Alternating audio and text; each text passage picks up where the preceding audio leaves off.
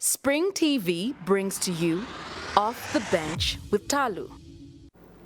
Well, golfing and tennis attire has always mesmerized me, but don't be deceived, tonight's topic of conversation is definitely not about tennis or golf. In fact, we're talking about a lot of other things. For example, a street kid coming to Zambia, and what is he doing? Pushing the agenda of mixed martial arts. I'm talking the EFC champion, ladies and gentlemen. That is what we're going to get into. Also, COVID-19 Omicron variant coming here to give us problems. I don't know what's going to happen to the sports world going forward. We have so many events. We have the World Cup coming up. We have AFCON. We also have so many other events like the Olympics. Take a deep breath and breathe with me because I don't know what's next. Speaking of, we have singular athlete sports like Formula One, and this time we're trying to figure out who is going to take the championship title. Is it Max Verstappen or is it Lewis Hamilton? A big question. Speaking of champions, Monday Ballon d'Or Awards. I don't know how you feel about that. But some people are not quite happy. Lionel Messi taking away the men's award, deserving or not. Ladies and gentlemen, my name is Thalu Mukupa, and this is Off the Bench.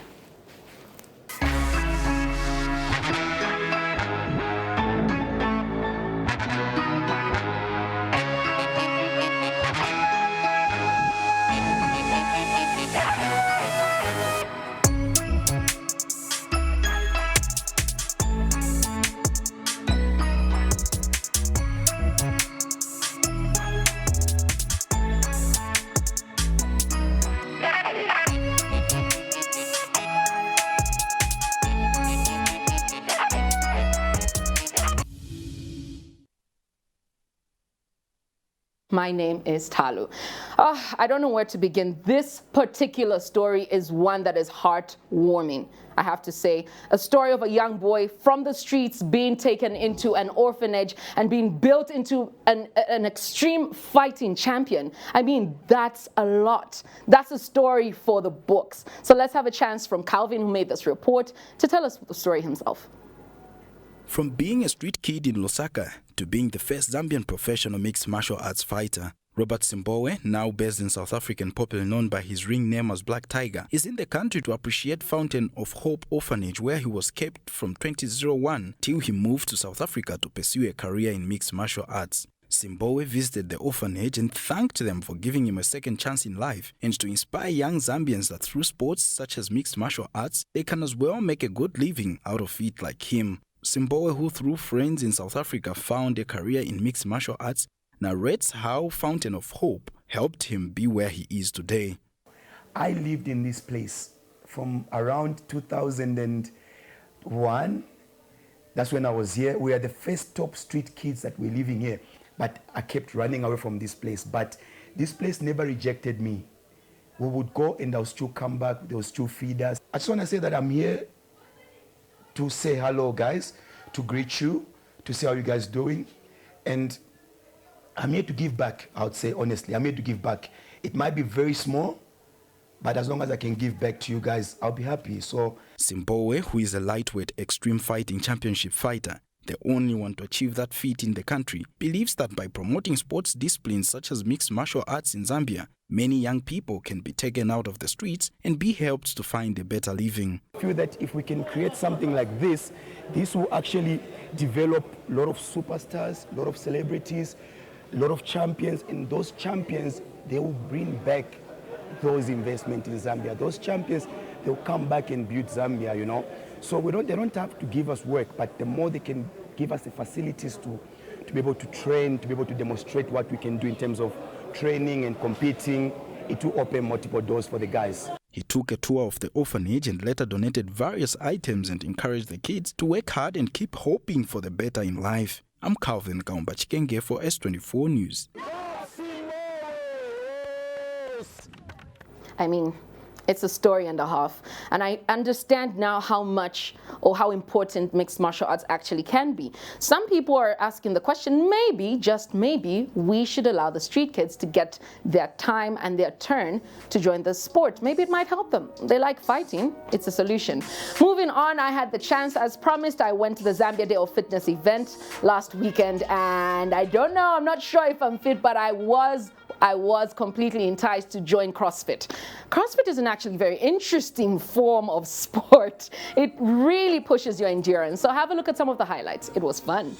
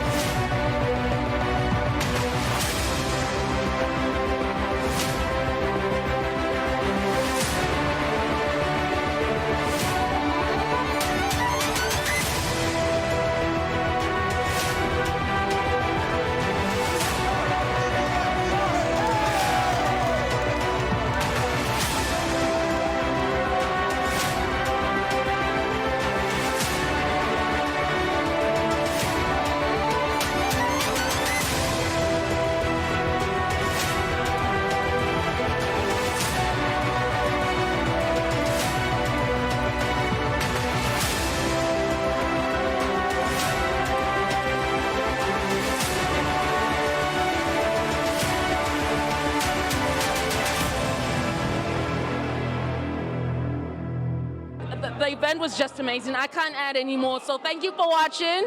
Stay tuned to Off the Bench with Thalu.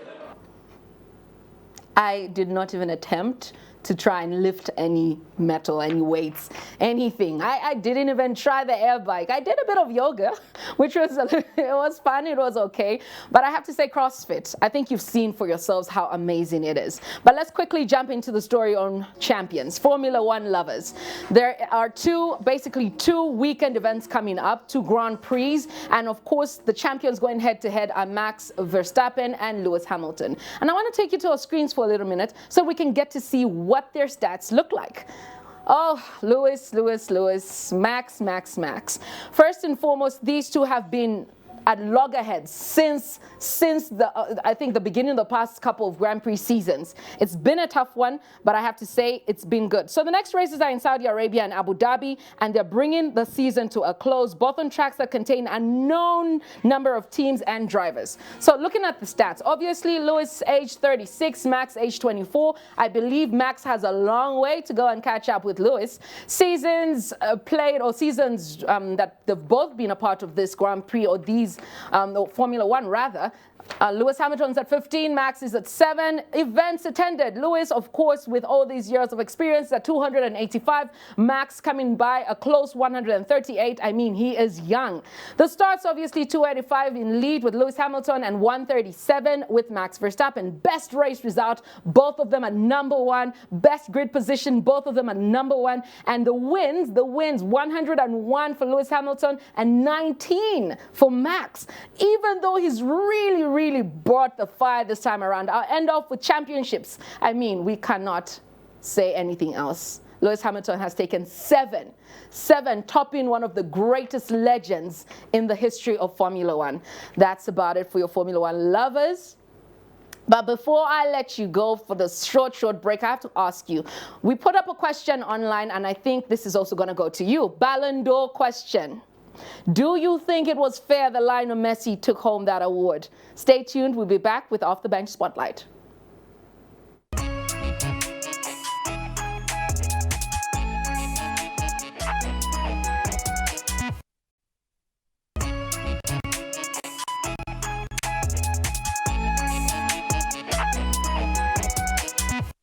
Welcome back. It is Off the Bench. Now, we're about to get into a special segment that I like to call Off the Bench Spotlight, where we shine the light bright on a young, old athlete, sportsman, sportswoman, coach, team, I don't know, so many, everything if you could possibly think of. This is to give you a chance, our viewers, to get to know them and know about their sport. So tonight's Off the Bench Spotlight is something you will not imagine. Have a look. On Off the Bench Spotlight, we look at skill, talent, far beyond a hobby.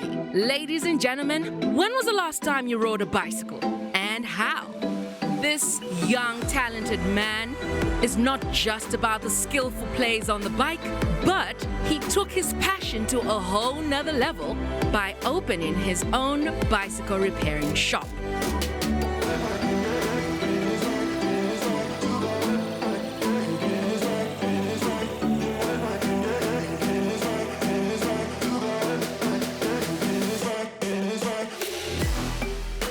His talent runs far beyond just being skillful on the bicycle and making us feel some kind of way. This young man went as far in his passion to build himself a shop where he repairs bicycles. I mean, if not the man who rides them, who else to repair them? A talent that was born out of inspiration from his brother at the tender age of 8. This is what you get.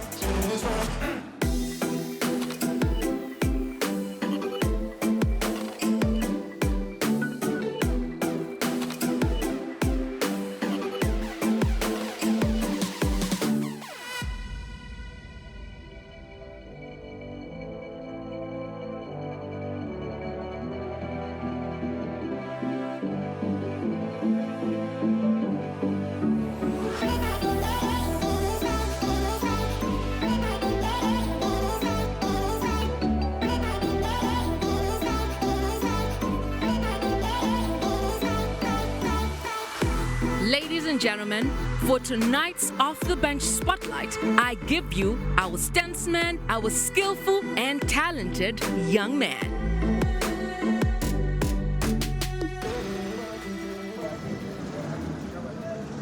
We are the Mad Riders. You're watching Off the Bench with Thalu.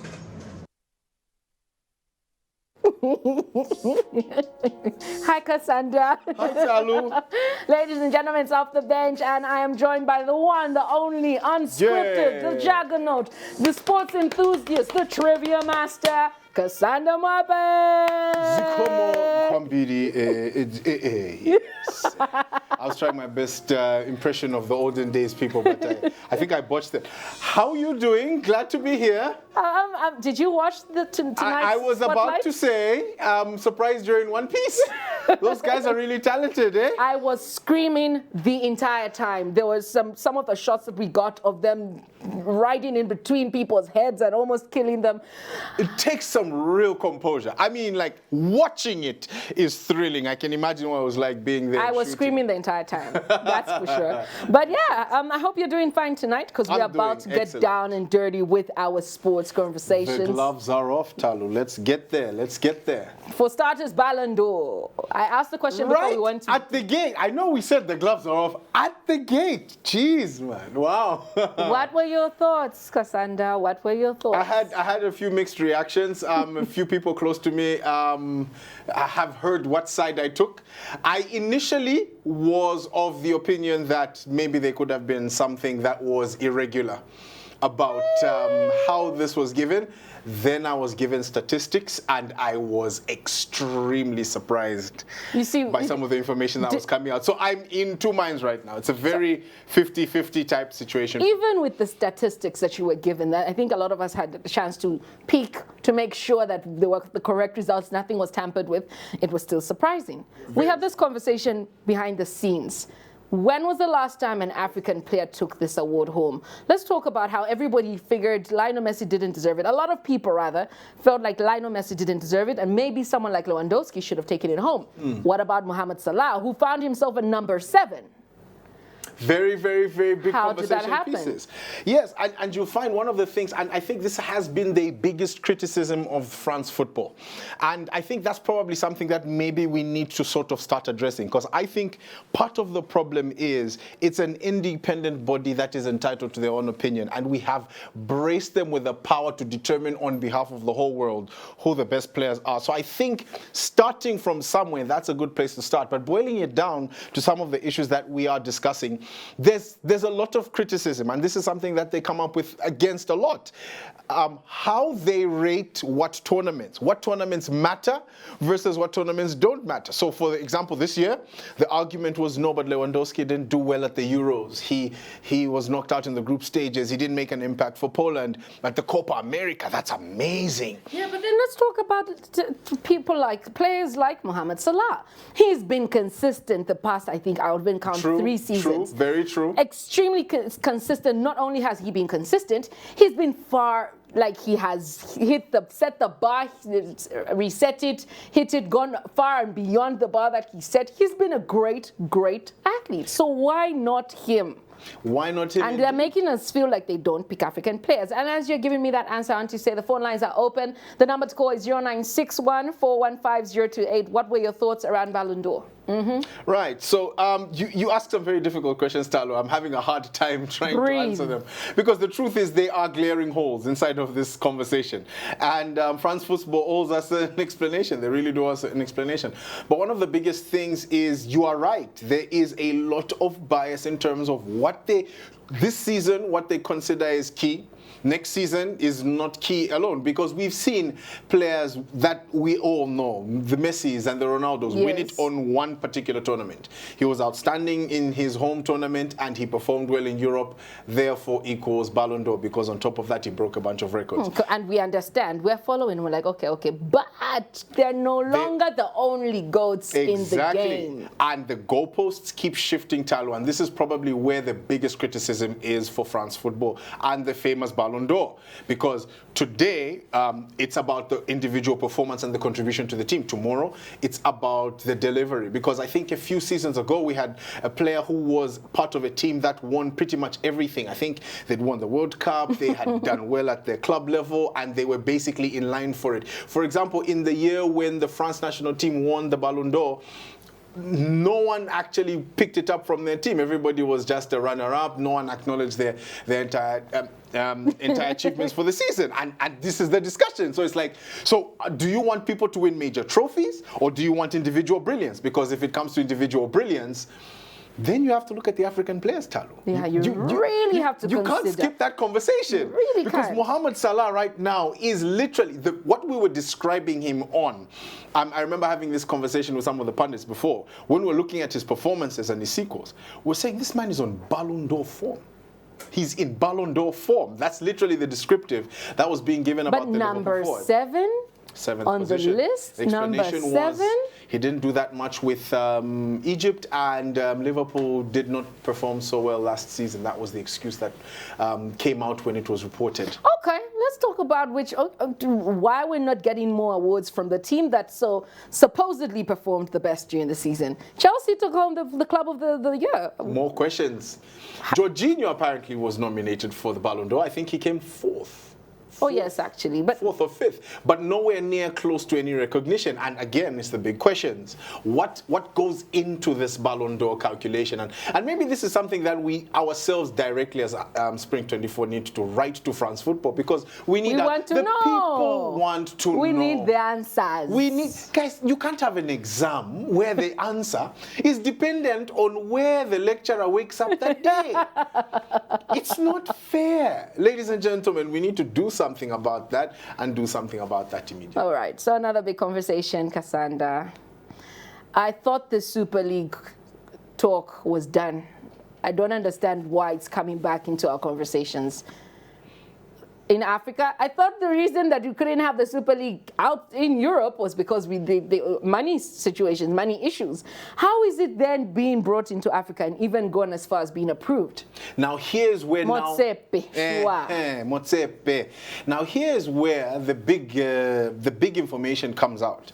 One of the big suspicious issues here is the involvement of FIFA in all of this. Now, Thalu, interesting story about this African Super League that was launched. Apparently, the first announcement came from the FIFA president himself in, May-ish, talking about the Super League right about the time before the European Super League was announced, where FIFA came out vehemently standing against its passing.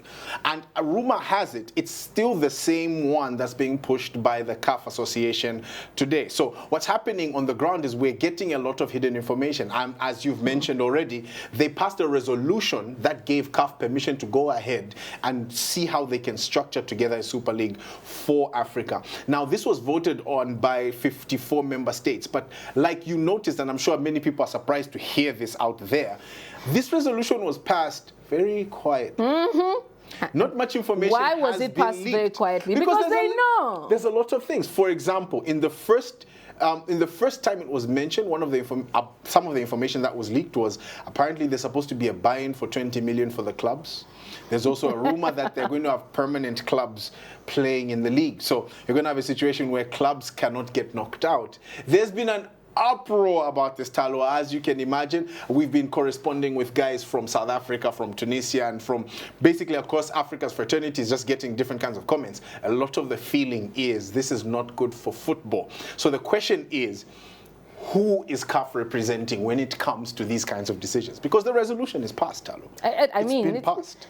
We're looking at it, we're just waiting for them to start rolling it out. I know that there's some research still being done. They're launching it very soon.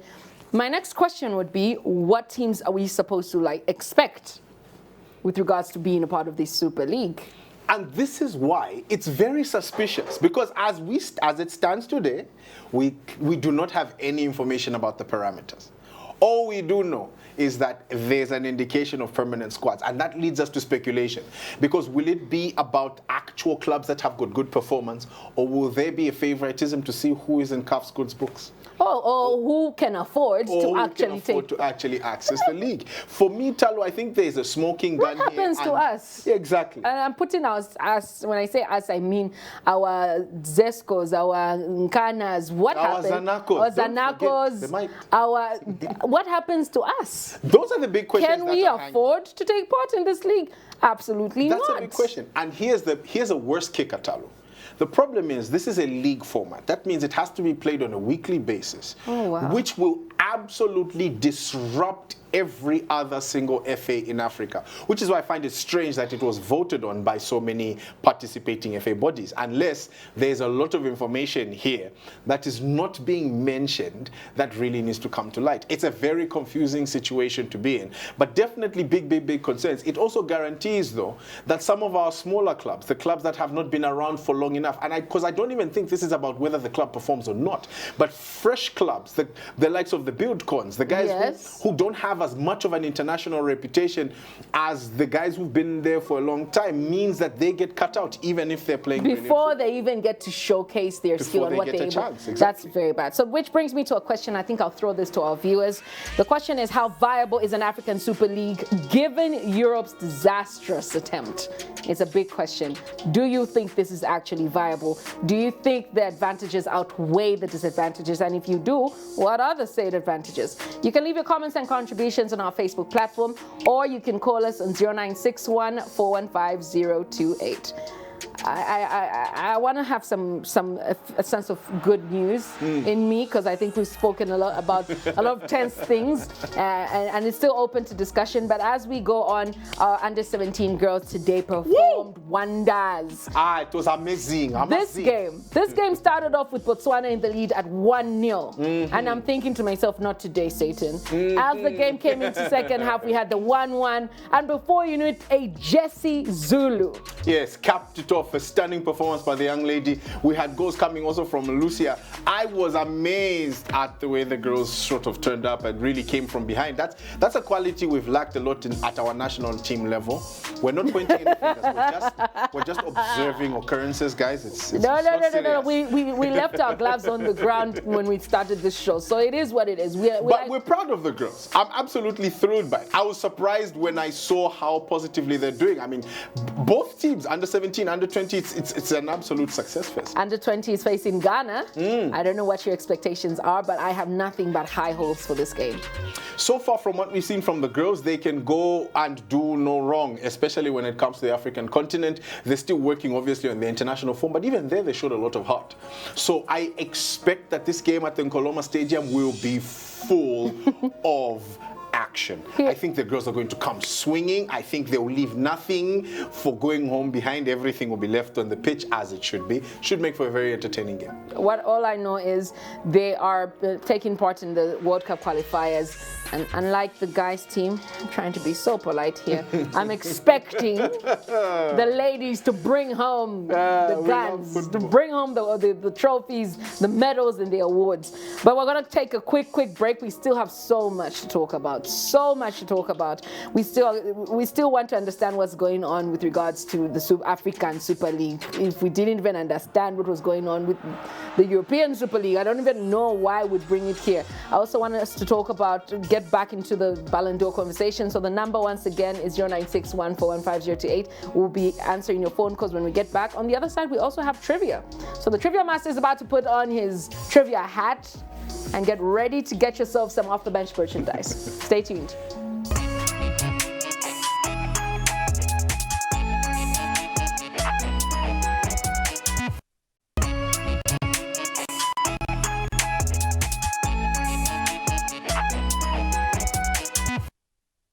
Welcome back, ladies and gentlemen. Now we're about to jump into Off the Bench trivia, and I'll allow our trivia master to take it away. Ladies and gentlemen, it's about that time where we put your knowledge of football to the test.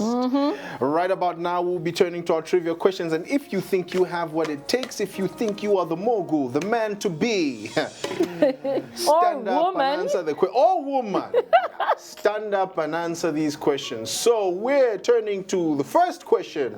Let's have them first peruse and get their little phones. Let them get used. So we're giving you 1 to 2 seconds. Grab your little devices, papers, no cheating. It's your knowledge, head knowledge. Let's not take advantage. So we'll be jumping into the questions right about now. Yeah, so let's have play a look at these questions. Let's play it. I think it's about time. Do. I love these things, by the way. Trivia is just one of my favorite things because it really just gets the blood pumping and the adrenaline, and then people get caught out. Because we have a lot of people who give a lot of football advice, but then your A's to your B's. It's very interesting. I would like us to go to trivia now. Yes, please.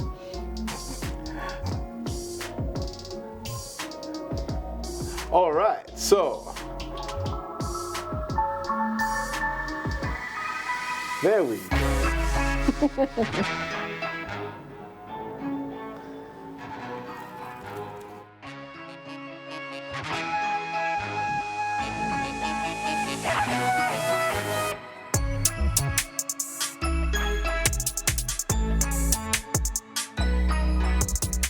Can you have it on the screen as well?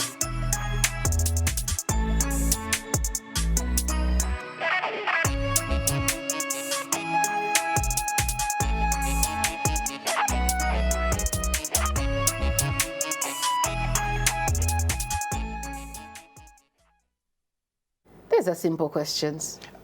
Why did you laugh? Because I'm the trivia master. Let's see how simple they are. All right, so if we can have the first question up on the screen. Let's see how you, same one, are going to do against these questions by the trivia master. Listen, the couple of questions that threw me off. For example, I had a lot of people when we put up the trivia questions. This first one. Yeah. Name the only Zambian team to win a CAF Inter-Club trophy. Wait. First, before you make the mistake of announcing what you think is the answer. No, I'm not. If you're watching us from home, please, the lines are open. Eh? But they won't be open for long because the prizes are nice. I'd like to take some. So question one, name the only Zambian team to win a CAF Inter-Club trophy. A, Zanaco. B, Zesco. C, Power Dynamos. D, Buildcon. E, Manchester United. I think we can move on to the next question. If someone picks Manchester United, I'll be very disappointed. There's no E. I'll be very disappointed. All right, so question number 2. Moving on to the next question. Who was the first Zambian to play in the Premier League? Very interesting wording. I would advise people to pay attention. First Zambian to play in the Premier League. Was it A, Patson Daka, B, Fred Wheeler, C, Neil Gregory, D, Kalusha Walia? Interesting. I know there's some names that people were expecting to see there and they are not there. That's why we love trivia. Well, Moving on to the next I was question. expecting to see Collins Mbesuma's name over there. I think trivia must have made a mistake somehow. I like where this is going, Thalu. Let's see if the people at home agree with you. Next Moving question. on to the next question. Next question. Now this one. Big man. By the way, I'm a fan of this man. Put Me Zambia too. on the map. When we won the AFCON, off this man's back, I was up and down in the streets. I will not tell you how I was looking, but just know that I was celebrating very, very hard. How many goals did Mayuka score for his club Southampton FC in the Premier League? A0, B1, C7, D4. Thalu? We do have a caller as we keep on going through our trivia questions, but let's hear what our caller has to say. Oh, we lost him. That was close. That was Go close. back. We want to hear. I guarantee you the answers are there. They were checked by my team of trivia elves that helped me in the background to make sure these things are working well. So we definitely are going to have a nice little discussion. Can we jump to the next question? Oh, we have a call as we were getting there. Hello, good evening. Hello, caller, good evening. There we go. Hello. Hello. Good evening. Your name and where you're calling us from? I'm calling from Mufulira. I'm in Kauma. Mr. Kaoma? Did you say Kaoma? Yes, Mufulira. Mufulira, Kaoma from Mufulira. All right, please go ahead. Do you want to answer trivia questions or you have a contribution? I want to answer some questions. Okay. All right. So, okay. question number 1. I guess we can start with the question from the beginning, I guess. What was your answer for question number 1?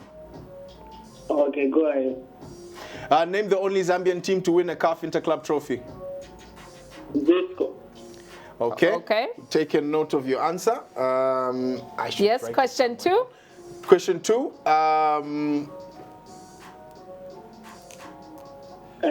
Who was the first Zambian to play in the Premier League? A, Patson Daka, B, Fred Mwila, C, Neil Geoffrey, and D, Kalusha Walia.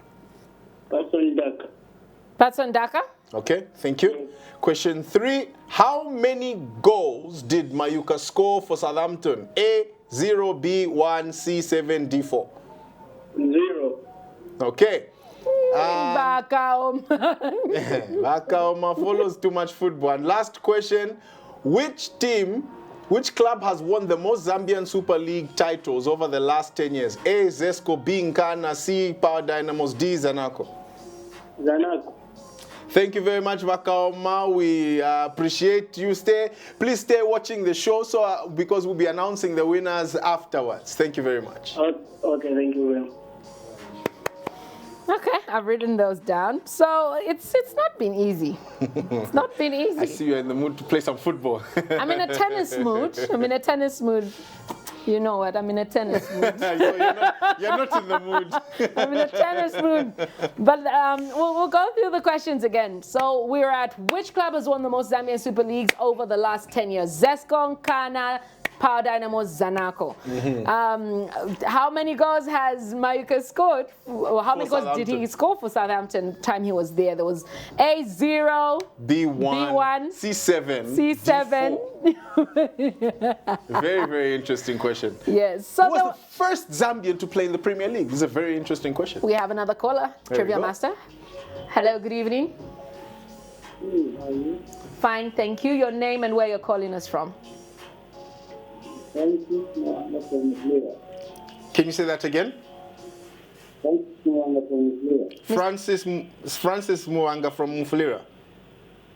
Mufulira zone, I want to take over. Please go ahead.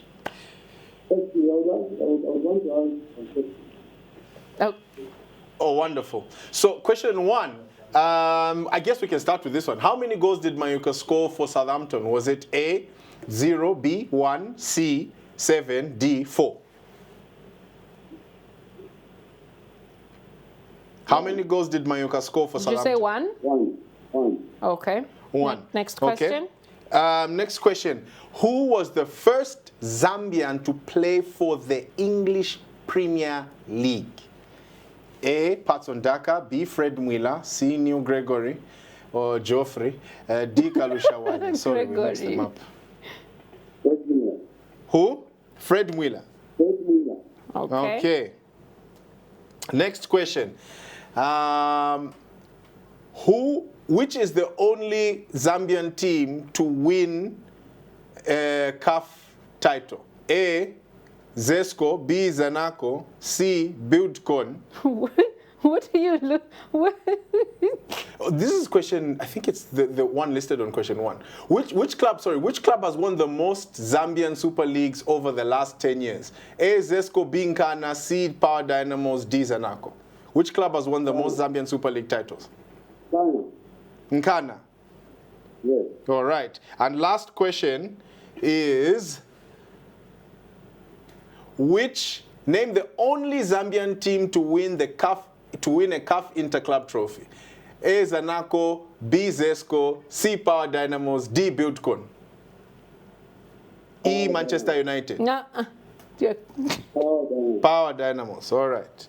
Thank you very much, Francis. We have taken note of your answers. Please stay tuned. We shall be announcing the winners at the end of the show. Very, very interesting, Thalu. Kauma and Francis, so far. Copa Belt is happening. Okay. It's very interesting. I tell you, I like the way this discussion is shaping. It shows also that a lot of people track a lot of Zambian football. So you were actually right. It's one of the options there is Neil Gregory. Yes. So guys, keep those phone calls coming in. But I have to say, we're still talking about, for example, the women's national under 17 and under 20 women's national team who are doing marvelous work. Our under 17 are all the way in Lesotho, Maseru. And yes, they beat Botswana 3-1. You don't understand how excited I was because I was following this game keenly. When it started off that 1-0, I was just like, oh, okay. Not the best day again. But the girls managed to sweep in. Yes. The last 2 goals were scored in the 80th and 90th minutes. Sheer character, sheer class, and a lot of attention needs to be put. I think this is an opportunity for Zambia to sort of divest its investment because the girls consistently over the last, I think, 2 years have been very consistent in their performances. Someone needs to step up and put in some funding. Now, usually we're always appealing to the same names over and over again. Please, Boma Yanganepo and all these kinds of things. But I want to challenge some of the teams that are building their powerful academies, even in the Zambian Super League. It would be interesting to see some of these teams start to pick up some of these sponsorships or put together some support systems that can sort of encourage our girls and our ladies to also find themselves with an equal chance to play sports. Which brings me to the conversation around Joseph Sabobo Banda. This is one of the young, talented under 17 players. He made his debut last year when he was just amazing. And I think we need to invest in these young people. And yes, the issue of funding, what we always hear the story over and over again. Funding is only available for the men's national team. True. The future, I hate this when they say Mitukula Empanga, the future, the youth are the future. No, the future is here already. Yeah, and they're doing so well. It's true. I'm waiting for Joseph Sabobo to be scouted by a European team. It actually might be on the verge of happening before we even realize it, because that young man is literally, I mean, he's an amazing talent. You need to actually see him perform, because when he's got the ball, when he's bearing down against defenders, he's literally unstoppable. We saw him for I think we saw him for Zambia. Right now, he's the captain of the under-17 team, and they're doing some absolutely phenomenal things. They're doing a lot. He reminds you of a combination of players, because for those of us who were watching football back in the 90s, we know what Kalu actually looked like. This young man can give Kalu a run for his money. I'm telling you, just watch him.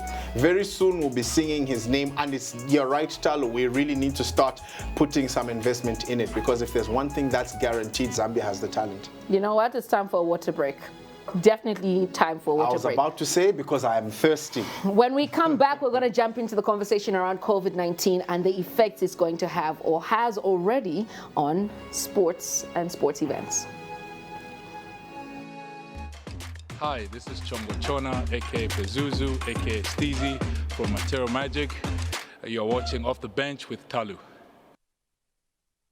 Is on its way. Our water's on its way. We're still going to have that water break. But your thoughts around COVID-19? We suffered so much last time. So much going on. I don't even know. Games postponed, others eventually cancelled. Right. So what's going to happen now with the way that the Americas and Europe have reacted? Well, it's a very scary situation, and one of the biggest discussion points, and I think we had quite a bit of conversation on those particular conversations, was the issue number one of regulations allowing players to cross the borders, because right now travel is the biggest inhibitor of a lot of these tournaments from going on successfully and functioning the way they're supposed to function. So one of the biggest issues that we're facing right now is looking at, like you mentioned, the reactions from these different countries. In fact, we saw our own team suffer in the run-up to the World Cup qualifiers. We had some of our guys who were based in Europe not getting the chance to come back home. And those same regulations have been reinstated. Zambia is now on the red list for countries like the UK, and I think as well as the United States, which means players traveling to and from these nations can't have the easiest time. You've got a mandatory quarantine of 10 days, vaccinations, as well as the costs of having to put yourself up in a quarantine center. So it makes it very complicated to organize sports around it. But also, I'd like to sort of bring the attention of this particular discussion to say we need more information given out. So if people are listening here, you do well to follow official information from official sources, to sort of like adjust ourselves, because even just as a population base, the sooner everybody can get known with these regulations and how to handle ourselves to prevent COVID, the easier it gets for sports. I mean, I have to say, I'm already feeling bad. I'm already feeling like, wait, they're going to cancel a few things. And we did post a statement online, a question to you, our viewers and our followers on Spring TV's Facebook platform. We asked the question, do you think European clubs will allow our African players to come back home for the AFCON, for the Africa Cup of Nations, amongst other national duties that they may be required to perform or to be a part of? That's a big question. If already they are giving us or placing us on the red list, some countries have been banned ultimately banned. What happens then? I mean, there's some. Remember, there was that kerfuffle happening with regards to Brazilian players not being able to go back home, and there was some sort of riot. Are we going to see something similar now? And keep in mind, this Omicron conversation, for those that have been following it, it's not even as it's being made out to. You know what I mean? The numbers in Africa are still quite low as compared to the numbers in America and in Europe. So what then? What's next for sports? Are our guys going to come home and play or not? And what effect is that going to have? We already felt it here in Zambia for our national. What about the rest? There's AFCON coming up. Will we even have AFCON? That's a big question. And I think these are times where we need our regulatory bodies to stand up. Unfortunately, there's no other place we can go, because this conversation has to be fought at all levels, especially starting there. We need a voice. In fact, I like the example you gave where the Brazilian FA stood up to the Premier League for banning banning their players from going to represent Brazil in the national team because they knew that that was an infringement on their rights. They had no right to stop their players from going up, but it had to take the entire Brazilian FA to threaten some kind of sanctions in order for them to respond. Will Africa's FAs step up and protect their players? Will they protect our tournament? These are conversations that we need to start having now so that we can escalate this conversation before it's too late. Remember, Thalu, we've got AFCON a few weeks away, and there's no conversation around, are we actually set? Is everybody in agreement on how this is going to go? Is everyone on the same page? We don't know. No one is telling us what the positions are, and we don't even know if we are COVID ready as Africa. Yeah. That's a big conversation to be had. But listen, we're going to have to go back to our trivia and let the people know what the correct answers are. All right, ladies Trivia and gentlemen. master. Let me get my leakage in. Okay, my leakage is So let's get back into trivia and the answers so that people get to know what they actually are. All right, ladies and gentlemen, it's about that time that we give you the answers for the information. We are going to start with question 1 on screen, sir. Cheers to the winners. Cheers to the winners. So the first question was concerning which is the first Zambian club, I believe it was, which is the only Zambian club to win an CAF Interclub trophy. Only Zambian team to win a CAF Interclub trophy. The answer, ladies and gentlemen, is Zesco United. Having gone and done, by far, giving us the strongest performance we've ever had in the CAF. Of course, other teams have gone, but they were the first to do it. A landmark day for them. It was a really, really big celebration, but that was also before it was even called the current league is called today. I think it's called the CAF Champions something. Well, yes. So that was before it changed its name. That's when CAF we got Confederation. Our first one. Yes. All right. Question 2. Question number 2, ladies and gentlemen. I hope you are watching. Who was the first Zambian to play in the Premier League? This one brought a little bit of confusion. So here the trick in the question is to pay attention to the phrase Zambian and Premier League. So the actual correct answer here is, before we give you the answer, is Neil Gregory, yes? But if we can get the answers back on the screen, I want to show you 2 things. Patson Daka, number 1, is the first Zambian to score in the Premier League. Fred Mwila. Which is a very interesting question because it connects to another one. Fred Mwila is the first indigenous Zambian to play in England, but he didn't play in the Premier League. So he played in England. Was nowhere near it. Okay, we had to put one in there for the So the answer for this one, ladies and gentlemen, is Neil Gregory. Yes, Next question, please. Trivia master. The next question is... has to do with Mayuka. Yes, please. How many goals did Mayuka score for Southampton? Now, Southampton at the time Mayuka played for them was a Premier League squad, but Mayuka had a tough time breaking into it because of rotation and pressure. I think at the time, because you have to remember, Southampton at that time, people forget that that's where Sadio Mane came from. You know, people forget that that club was really powerful. So it was quite tense. But the answer for that is 1. Unfortunately, the man only managed to score one particular goal. My director put 0, but it's actually 1 goal. The director was playing trivia behind, and even the trivia master got the director. The answer is 1 goal for Southampton. Last it was question. not in the Premier League, though. Last question. Last question. I like that the director is playing along. Should ask me for the leakage. Which club has won the most Zambian Super Leagues over the last 10 years?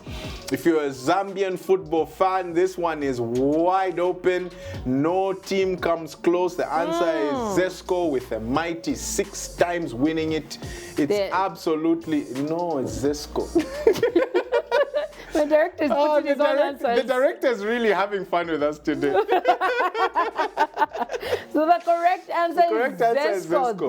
They're literally, no one is very near them. I don't even understand how they've won 6 titles in the last 10 seasons, so it's been really, really powerful performance from them. All right. So those are the answers. Unfortunately, based on the answers we received, no one was able to get them correct. Maybe your trivia master questions are tough. I know. But I need to ask my deputy to write the questions because I think at this rate it's becoming a bit hectic. You know what? We're running out of time, but quickly, we do have games tonight. Yes, please. So we need to jump into some predictions. I know a couple of people in this building want us to predict the Manchester Arsenal game. Some people, yeah. In this building. So what's your prediction? My prediction for the games are very interesting. Starting with the Premier League games, as you've mentioned, Manchester United is playing Arsenal. A lot has to be said. Manchester United is going through a bunch of managerial problems right now. Well, I wouldn't say problems. I think they're recovering. Yeah, but Manchester United is what, number 14 in the table? Yeah, it's a very and Arsenal time. Is like top at number 5 in the table. It's back in the top 4 conversation, so it's a bit hectic. But it should be a fairly balanced game because on paper, their teams and all these kinds of things are crazy. So I expect maybe Manchester United would put in a shift, maybe 2-1 in their favor. This seems like our trivia master is being a little biased, but we are out of time. It's been such a pleasure. We always enjoy having this moment with you. So we're gonna look into those predictions. Hopefully we get them correct for Kasanda's sake. But always stay tuned to Off the Bench every Thursday at 8 p.m. And we always like to post up our trivia questions. So stay tuned to Spring TV as well, our social media platforms, as well as our channel on Topstar, where you get to see these questions so that you can prepare adequately. So when you do call in, you have the correct answers, and we can give you this merch. We have so much Off the Bench merch that we want to give away just to you. So it's good night from Kasanda and I. Thank you very much. Sanda. High five.